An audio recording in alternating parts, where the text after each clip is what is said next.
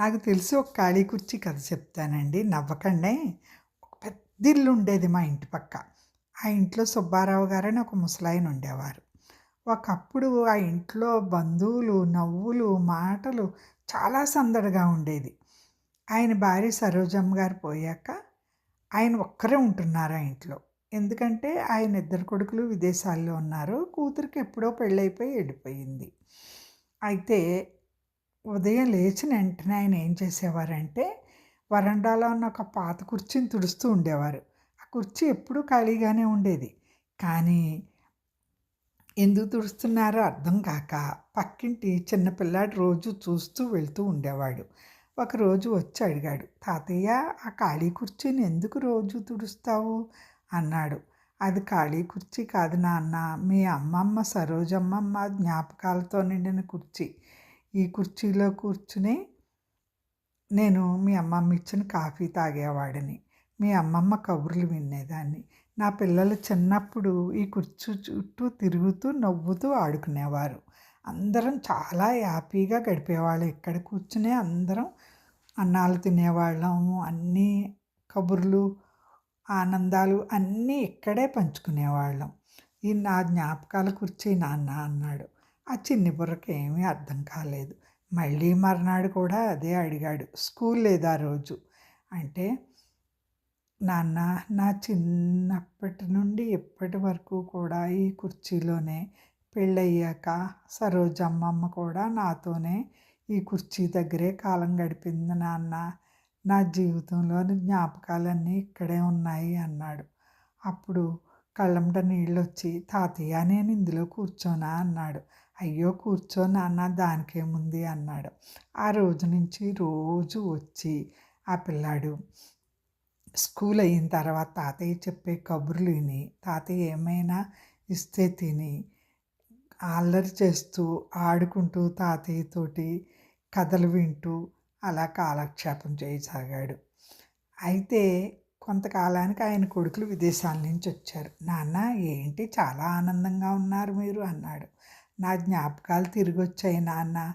ఒక మాట, ఒక మనసు, ఒక మంచితనం అన్నీ నాకు కలిసి వచ్చాయి నాన్న ఇప్పుడు. అందుకనే నా ఈ ఆనందం అన్నాడు. కొడుకులు చాలా సంతోషించారు ఆయన్ని చూసి. ఆ పిల్లవాడిని ముద్దాడి, బాబు, మేము ఇవ్వలేని ఆనందాన్ని మా నాన్నగారికి నువ్వు ఇచ్చావు. నువ్వు ఉన్నావు చాలు తోడు నాన్న అన్నారు.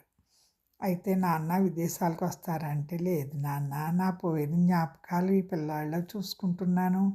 చాలు నాకు ఈ జీవితానికి, అవసరమైనప్పుడు వస్తాను నాన్న అన్నారు. అలానే ఒక రామయ్య గారు కూడా, ఆయన భార్య సుశీలమ్మ చాలా మంచిది. ఆయనకి ఇద్దరు కొడుకులు. పెద్ద కొడుకు టౌన్లో పెద్ద ఆఫీసరు, చిన్న కొడుకు పల్లెటూరులో వ్యవసాయం చేస్తూ ఆయనతోటి ఆ ఇంట్లోనే ఉన్నాడు. అయితే కొంతకాలానికి భార్యకి అనారోగ్యం వచ్చి కొడుకులిద్దరినీ పిలిచి, నాన్న సంపాదించుకోండి కానీ అనుబంధాలను మట్టికి ఎట్టి పరిస్థితుల్లోనూ వదలొద్దు అని చెప్పింది. తర్వాత మరణించింది. ఆయన చిన్న కొడుకు దగ్గరే ఉన్నారు. కొంతకాలానికి పెద్ద కొడుకు, ఒకసారి నా దగ్గరికి రండి నాన్న అని టౌన్కి తీసుకెళ్ళాడు. అక్కడ ఆధునిక సౌకర్యాలు అన్నీ ఉన్నాయి.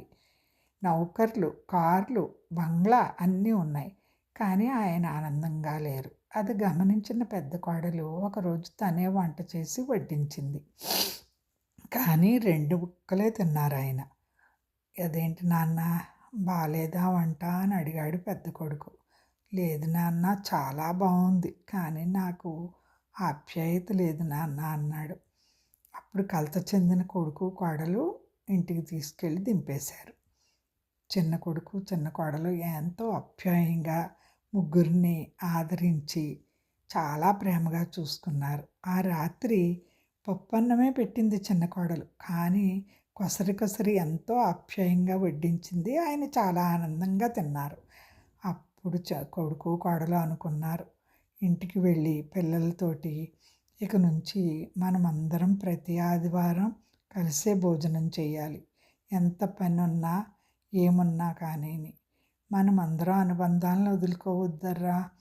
మనకి బ్యాంకులో ఉన్న సంపద కాదు, అనుబంధాల సంపదే ముఖ్యం అని చెప్పి పిల్లలకు కూడా చెప్పారు. ఇందులో నీతి ఏంటంటే సంపాదించాలి. జీవితానికి కావాలి కదా! నేటి ఆధునిక యుగంలో ఉన్న అన్ని అవసరాలని అనుభవించండి. కానీ అనుబంధాలను మట్టికి వదులుకోవద్దు.